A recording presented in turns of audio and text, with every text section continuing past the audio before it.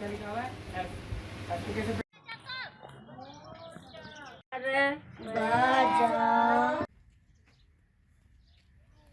देखिए मैं अजमेर का सबसे बड़ा mission school Saint Anselm school में गणित पढ़ाता हूँ। लेकिन वहाँ पे हमारे पास जो बच्चा पढ़ने आता है वो सब वेल टू डू फैमिली के बच्चा हैं। तो मैंने यही सोचा ये जो बच्चा जो फुटपाथ में जो घूम रहे हैं, नंगा पैर घूम रहे हैं, जो कचरा उठाते हैं, उन बच्चों को अपन कैसे पढ़ा सकते हैं। उनके पास अपन सामान लेके चले जाते हैं तो सब भीड़ बना के आता है खाने के लिए, पीने के लिए, लेकिन पढ़ाई की बात करता है तो कोई नहीं आता है। तो अपन ने एक आइडिया लगाया, एक बहुत मुश्किल से एक सेकेंड हैंड बस खरीदा और उसमें से सीटें हटा के उस बस को एक क्लासरूम बनाया और सुबह सुबह खाना लेके झुग्गी झोपड़ी पे गया। वहाँ जाके ये बस वहाँ खड़ी कर दिया। तो बच्चा खाना खाने का नाम पे आ गया। जैसे बच्चा आके बैठ गया तो धीरे धीरे उनको खाना खिला के पढ़ाना शुरू कर दिया। 2 टीचर उसके अंदर अपॉइंटमेंट कर दिया। 2 घंटे एक जगह पढ़ाया तो करीब 30 बच्चा उधर पढ़ लिया।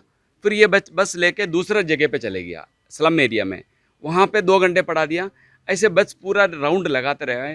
करीब 135 बच्चा पूरा सुबह से लेकर शाम तक उस बस में पढ़ने लग गया। अब ये हमारा फर्स्ट फेज़ हो गया, तो बच्चों को पढ़ने का इंटरेस्ट क्रिएट किया। अब इन बच्चों को कैसे एडमिशन करा दे सरकारी स्कूल में, वो मेरे लिए बहुत बड़ा काम था। क्योंकि इन बच्चों को ये झोपड़ी के अंदर ही पैदा हुआ, तो उनका जन्म प्रमाण पत्र नहीं है, उनका रेसिडेंशियल प्रूफ नहीं है, उनका माँ बाप का आधार कार्ड नहीं है।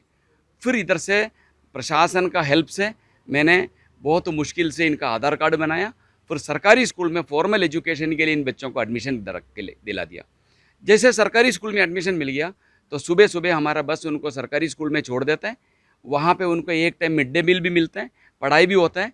शाम को मेरा संस्था में लेके आता है, वहाँ पे भी पढ़ा देते हैं। फिर सेल्फ स्टडी भी वहाँ पे कराते हैं। करीब 7:30 बजे जब अंधेरे हो जाएंगे, क्योंकि इनका घर पे बिजली है नहीं है, ये सड़क पे होता है, तो 7:30 बजे तक हमारा साथ रख के सेल्फ स्टडी करा के उन बच्चों को वापस अपना अपना झोपड़ी में छोड़ता हूँ। ये करीब 535 बच्चा अभी मेरे पास ऐसे पढ़ रहे हैं। और इसमें से एक बच्चा, खुशी की बात है, एक बच्चा वो नीट भी क्लियर किया। 602 मार्क, रिजल्ट डिक्लेयर नहीं किया अभी, मैंने टाली किया, उसमें 602 मार्क है। SC कैटेगरी का लड़की है, मेहना बैरवा नाम है।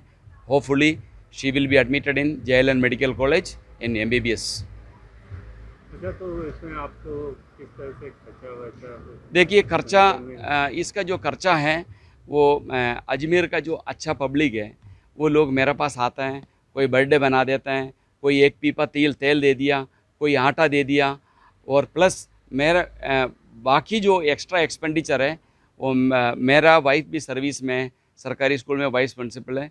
तो करीब करीब जितना भी एक्स्ट्रा बैठता है, कभी 1 लाख रुपया आता है तो 1 लाख रुपया जो भी मेरा सैलरी में मेरे से जो पॉसिबल है मैं डाल देता हूँ।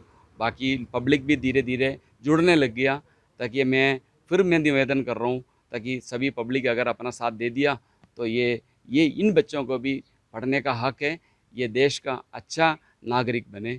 अगर सब लोग साथ दे दिया तो मैं इस प्रोजेक्ट को और बेहतरीन तरीके से ऊपर लेके चले जाऊँ। इसका ध्यान कैसे आया, इस प्रोजेक्ट के बारे में आपने क्या? देखिए सर, मैं एक बार एक होटल में खाना खाने के लिए गया, तो एक बड़ा सीन था। तो उसमें मैंने देखा जो हमने जो खाना खाया वो जूठा खाना बाहर फेंक रहे थे। जो भी पब्लिक जो शादी में जो खाना खाया उसको खाना वापस जूठा खाना फेंक रहे थे। वो खाने के लिए उसमें से 3-4 बच्चा मिठाई ढूंढ के खाते हुए देखा। तो मैंने ये सोचा इन बच्चों को कौन पढ़ाएंगे, क्योंकि इंग्लिश मीडियम बच्चों को पढ़ाने के लिए पूरा दुनिया तैयार है, क्योंकि उनका पेरेंट के पास पैसा है, पेइंग कैपेसिटी है। लेकिन जो हिंदी मीडियम का बच्चे के लिए कहीं पे भी कोई संस्था आपको नज़र नहीं आएगा। क्यों नहीं आएगा? क्योंकि एजुकेशन बिजनेस हो गया। तो इस बिज़नेस में जिसका पास पेइंग कैपेसिटी है वही पढ़ पा रहा है, बाकी नहीं पढ़ पा रहा है।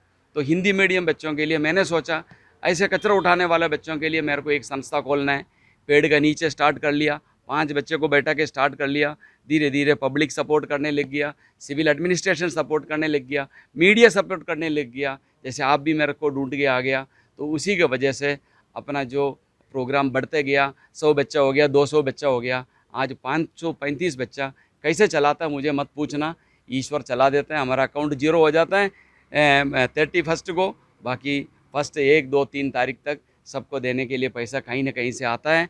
बाकी मैं खुद का हाथ से भी लगा देता हूँ, कैसे भी करके। मैं नहीं चला रहा हूँ, मैं सोचता हूँ ये ईश्वर चलाता है। ठीक है, आपका नाम? मेरा नाम है डॉक्टर सुनील जोश। मैं सेंट एंसलम स्कूल में गणित का शिक्षक हूँ।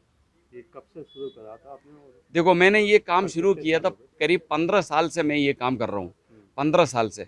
लेकिन टोटल डिवोटेड मैं 5 साल से कर रहा हूँ, जिसमें मैं मेरा सैलरी तक बच्चों के लिए डिवोट कर रहे हैं, वो 5 साल से कर रहा हूँ मैं। बाकी मैं पिछले 15 साल से यही काम कर रहा हूँ।